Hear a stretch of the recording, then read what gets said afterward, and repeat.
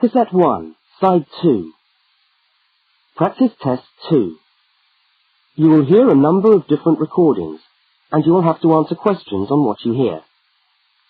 There will be time for you to read the instructions and questions, and you will have a chance to check your work. All the recordings will be played once only. The test is in 4 sections. Write all your answers in the listening question booklet. At the end of the test, you will be given 10 minutes to transfer your answers to an answer sheet. Now turn to section 1 of your question booklet.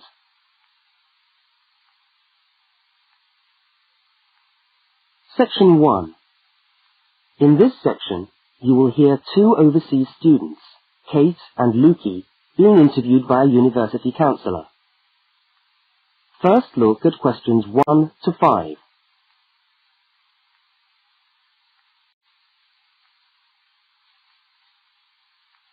You will see that there is an example which has been done for you. On this occasion only, the conversation relating to the example will be played first.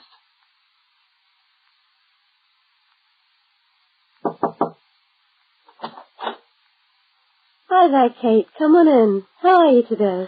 Fine, thanks. Hi, Lukey. How's things? Okay. Well, as I explained on the phone, I'm a counsellor here at the Student Services section of the university. And I'm interviewing overseas students to help me draw up a guide for new students. So I'd be grateful if you could tell me a little about your time since you've been here in Cambridge. Right. Yeah. Now, Kate, let's start with you.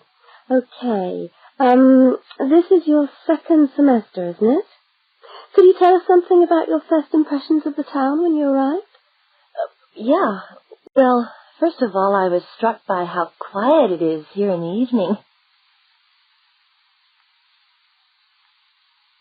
Kate's first impression of the town is that it is quiet in the evening.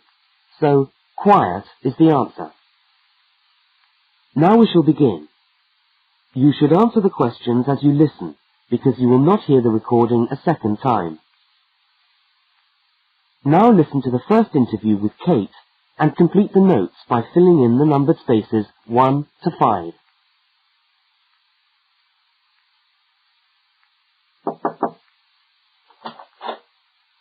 Hi there, Kate. Come on in. How are you today? Fine, thanks. Hi, Lukey. How's things? Okay. Well, as I explained on the phone, I'm a counsellor here at the Student Services section of the university. And I'm interviewing overseas students to help me draw up a guide for new students. So I'd be grateful if you could tell me a little about your time since you've been here in Cambridge. Right. Yeah. Now, Kate, let's start with you. Okay. This is your 2nd semester, isn't it? Could you tell us something about your first impressions of the town when you arrived? Yeah. Well, first of all, I was struck by how quiet it is here in the evening. Yeah, I suppose Cambridge is a quiet place. Where did you live when you first arrived? Well, I went straight into student accommodation. It was a kind of student hostel. Ah, right. So, you didn't have to worry about doing your own cooking or anything like that? No, but sometimes I wished I had. The food at the hostel was awful. Oh, dear. But how were the other students? To be honest, I haven't managed to make many friends, even though the place is full. People seem to keep to themselves. They're not really very friendly. Oh, I'm sorry to hear that. Well, what about the actual course? You're studying, I'm doing a master's by coursework in environmental studies. Oh, right. And how are you finding that? Yeah, well, it's been pretty good, really.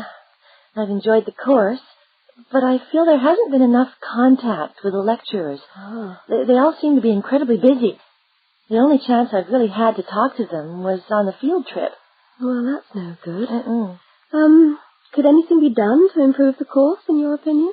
Well, I think it would be helpful to have meetings with lecturers on the course. Say, once a fortnight, something like that. Regular meetings. Uh-huh. Yes, that could certainly help. Now, Kate, we'll come back to you in a minute, but I'd just like to ask Lukey some questions. Before they continue the interview, look at questions 6 to 10.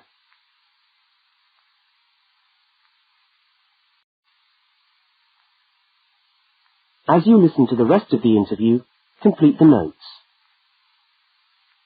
Lukey, where are you from? I am from Indonesia. And how did you find Cambridge when you first arrived? Well, I like it here. I think the city is very beautiful. What about your accommodation? Was that okay? Yes, okay. At first, I stayed with a family for 3 months. They were very kind to me, but they had 3 young children, and I found it difficult to study. Right, I see. So after 3 months, I moved out, and now I live with 2 other students in a student house. It's much cheaper, and we like it there. Good. And, what about your studies? What are you studying? I'm doing a Bachelor of Computing. Computing, I see. Apart from the language difficulties, if you can separate them, how have you found the course? Okay, but... Yes, go on. Well, the main difficulty for me is getting time on the computers in the computer room. It's always busy, and this makes it very hard to do my practical work. Yes, I'm sure it would. Can you reserve time in the computer room? No, you can't. But it would certainly help if we could reserve computer time. Yes, I'll look into that and see if something can't be done to improve things over there. Now, let's go back to Kate. That is the end of section 1. You now have half a minute to check your answers.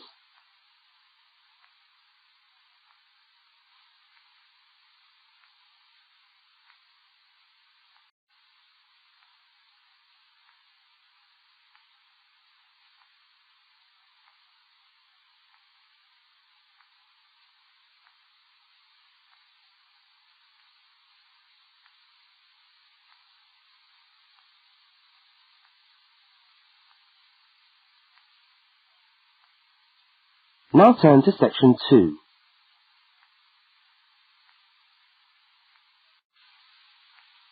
Section 2. You are going to hear a radio tour about buying a bicycle. First, you have some time to look at questions 11 to 20.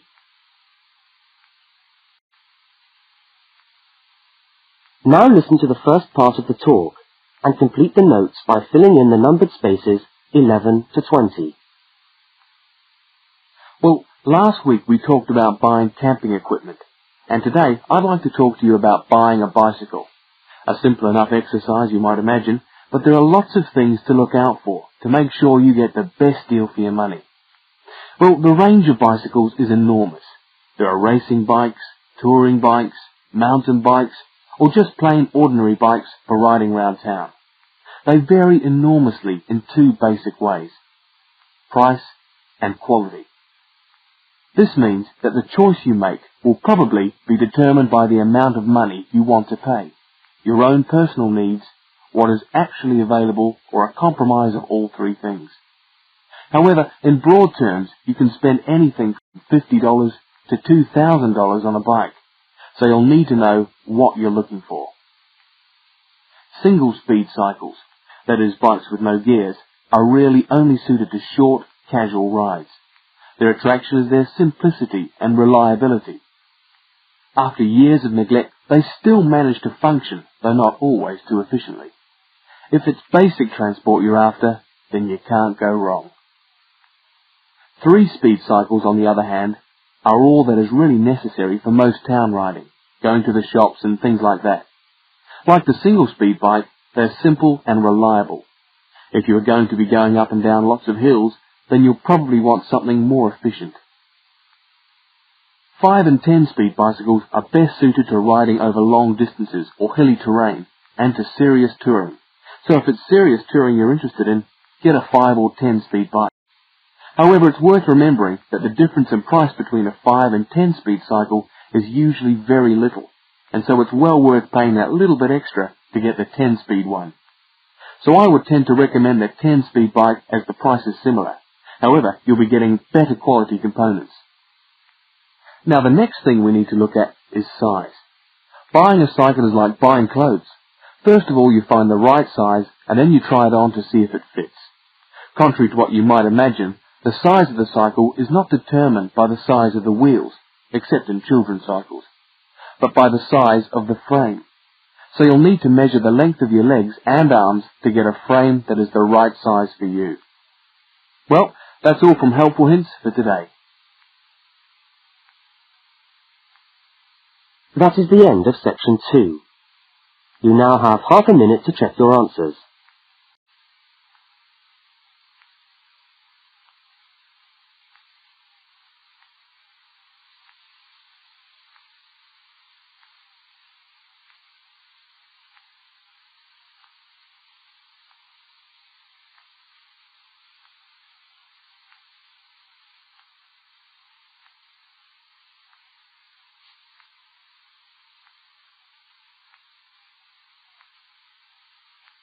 Now turn to section 3.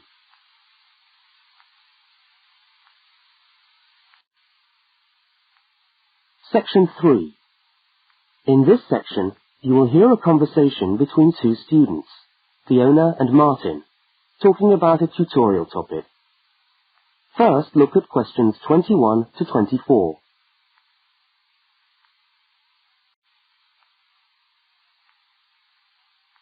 Now listen and answer questions 21 to 24. Hi there, Martin. How are you going with your Australian Studies tutorial paper? Oh, good. I finished it, actually. Lucky you. What did you do it on? I'm still trying to find an interesting topic. Well, after some consideration, I decided to look at the history of banana growing in Australia. Banana growing? Yeah, banana growing. Fascinating, I'm sure. Well, it's not as boring as you'd think.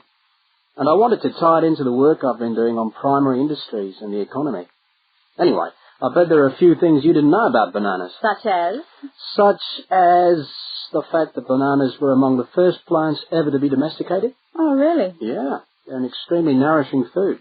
I suppose you're going to tell me the whole history of banana growing now, aren't you? Well, it'll be a good practice run for my tutorial next week. I'll do the same for you sometime. Okay, fire away. So where were these bananas first domesticated? According to my research, the Cavendish banana, which is a type of banana, and the first type to be cultivated here, actually originated in China, but they had a fairly roundabout route before they got to Australia. You mean they didn't go straight from China to Australia? No, they didn't. It seems that in 1826, bananas were taken from South China to England. I suppose they'd have made a welcome addition to the English diet. Yes, I'm sure. Well, apparently there was an English duke who was particularly fond of bananas, and he used to cultivate them in his hothouse, which is where you have to grow them in England, of course, because of the cool climate. And they became quite popular in the UK. So he was the one responsible for cultivating the Cavendish banana, which was then introduced into Australia. I see, and we've been growing them ever since. Yeah. Now look at questions 25 to 32.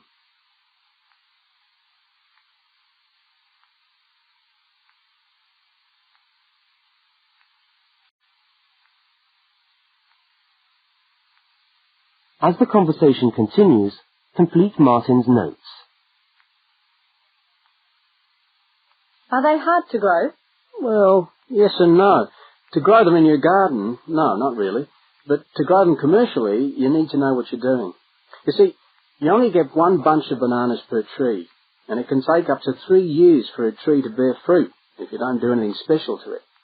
But this period is greatly reduced with modern growing methods, particularly in plantations where you have perfect tropical conditions. Right. So what are you looking at? 1 year? 2 years? No, around 15 months in good conditions for a tree to produce a bunch of bananas. And once you've got your bunch, you cut the bunch and the plant down. So how do the trees reproduce then? Well, bananas are normally grown from suckers, which spring up around the parent plant, usually just above the plant. They tend to like to grow uphill, or at least that's the common wisdom. So that's why banana plantations are usually on hillsides, is it? Yeah, they grow best like that. That's interesting. If you plant them in rich soil and give them plenty of water at the beginning of summer, then they should be well advanced by the beginning of winter, when growth virtually stops. But in a country like England, they're hard to grow. Although you can grow them in a hothouse. But in Australia, it's not difficult. No, though even here, the growers put plastic bags around the bunches to protect them and keep them warm. If you go up to the banana growing districts, you'll see all these banana trees with plastic bags on them. But how do they stop the bananas going bad before they reach the shops? Well, the banana bunches are picked well before the fruit's ripe. Once you cut the bunch, the bananas stop growing, but they do continue to ripen. The interesting thing is that once one banana ripens, it gives off a gas which then helps all the others to ripen. So they pretty much all ripen within a few hours of each other. Amazing. So do we export lots of bananas overseas to Europe and Asia, for instance?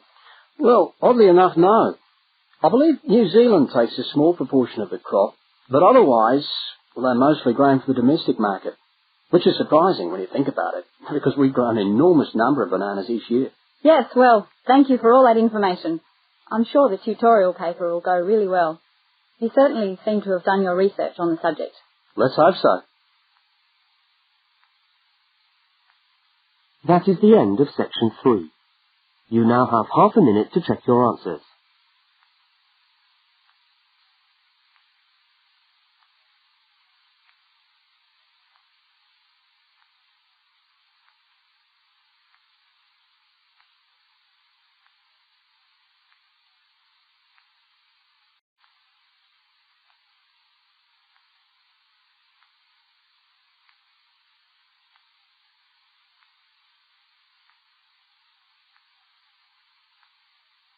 Now turn to section 4.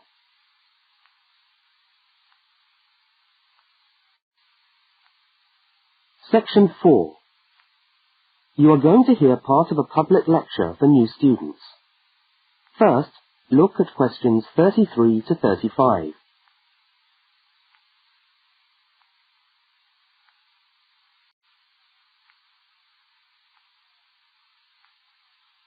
Now listen and answer questions 33 to 35.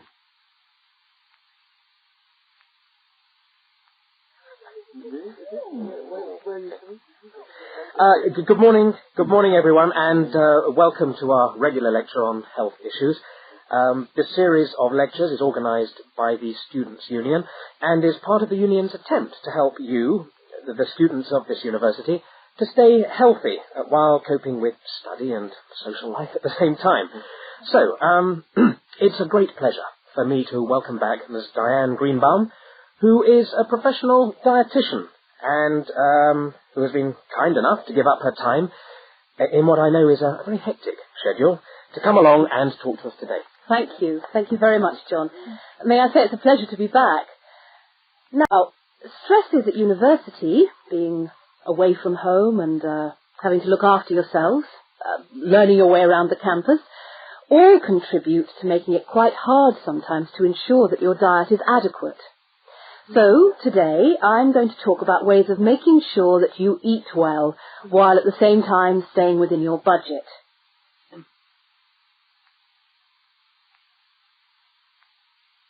Now look at questions 36 to 41.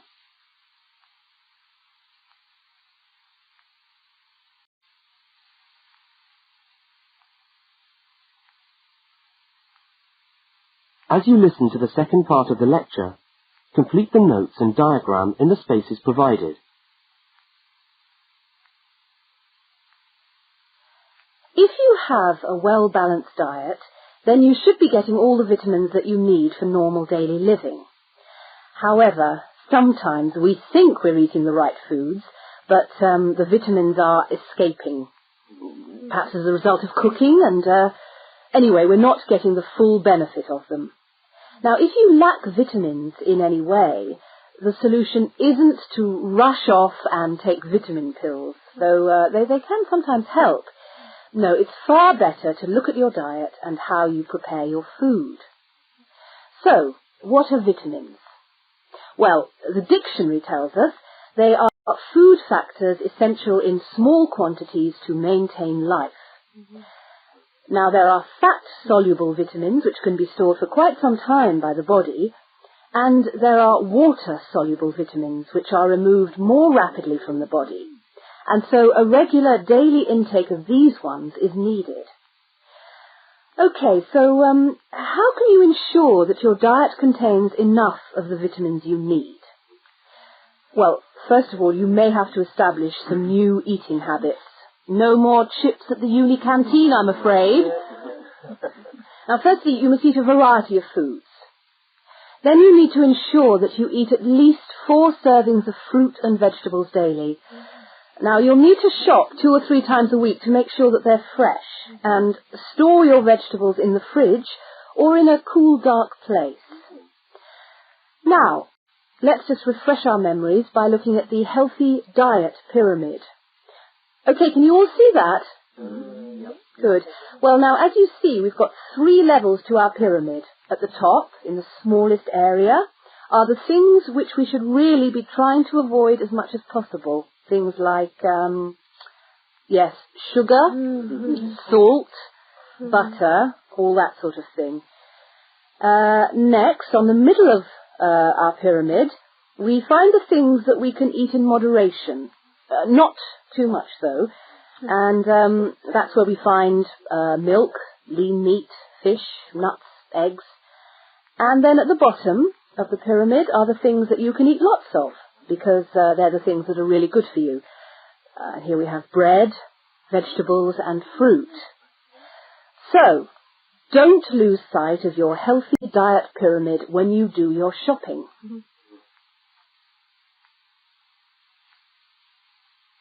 That is the end of section 4. You now have half a minute to check your answers.